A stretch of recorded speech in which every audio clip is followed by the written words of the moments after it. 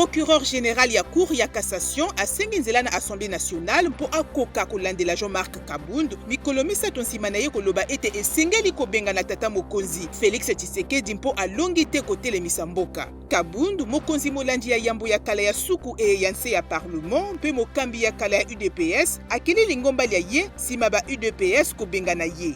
Bato koleka ntuku mibale bakufi lobi loleki na bitumba kati na bamilisien ya FRPI mpe baya FPIC na territoire ya Irumu na Ituri. Motango ya bakufi mokoki komata. Mangoma mayema mbale mazali kowelela bokonzi ya esika ya botimoli mabanga ya ntalo na etuka ya Ituri.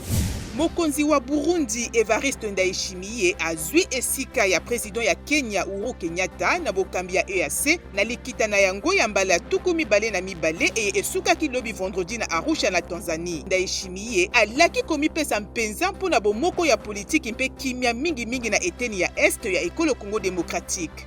Bokolongolo bwa nzoto bwa president ya États-Unis Joe Biden bokomi malamu wuto azwamaki na Covid jeudi esakoli monganga na ye moko Dr. Kevin O'Connor.